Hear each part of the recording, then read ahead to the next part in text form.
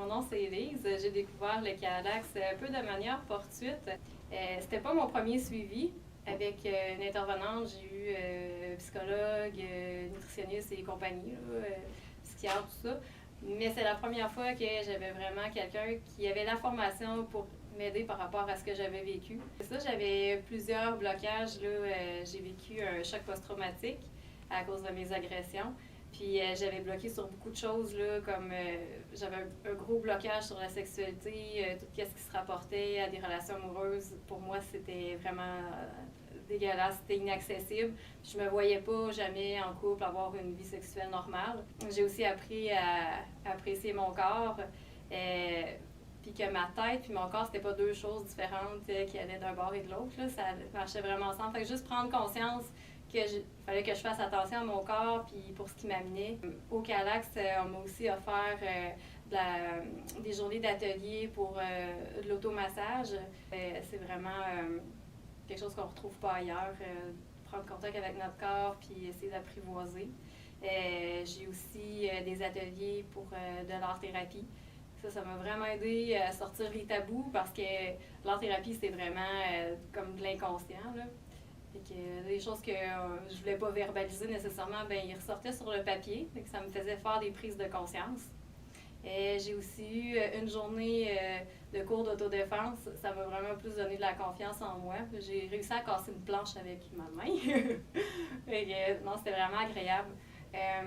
Puis j'ai aussi suivi un atelier de yoga pour apprendre à se détendre puis prendre conscience du moment présent.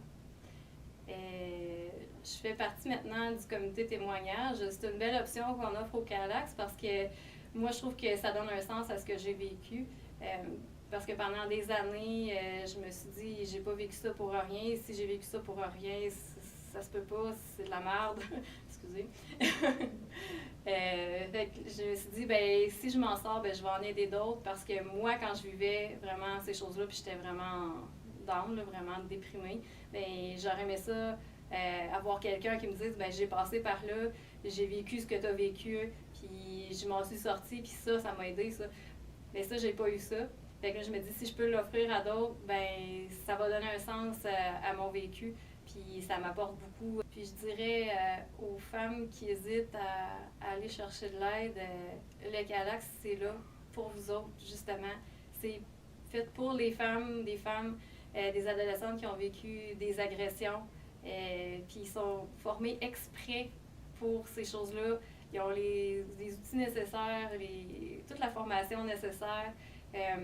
Moi, je me dis, au début, quand j'ai commencé à consulter, ben je perds rien, j'ai essayé plein de choses, il me reste des blocages, pourquoi pas essayer?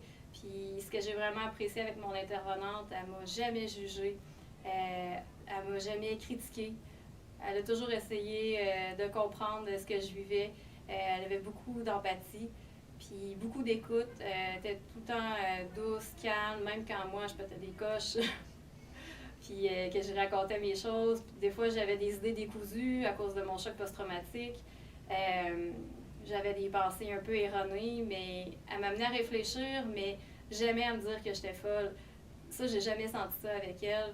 C'est quelque chose là, que vraiment, je trouve qu'on mérite d'aller chercher cette aide-là. Parce qu'on se fait tellement juger aujourd'hui, là, même par des personnes supposément spécialisées dans la psychologie. Là. J'ai vraiment, moi, ça m'a fait avancer. Là. Ça a comme presque terminé mon suivi. Là. Puis, ben, je souhaite au Calax qu'il y ait toujours les ressources nécessaires pour venir en aide aux femmes parce qu'il y en a de plus en plus qui dénoncent leurs agresseurs. Fait que je leur souhaite de pouvoir servir le plus la population, là, d'avoir tout le temps le budget.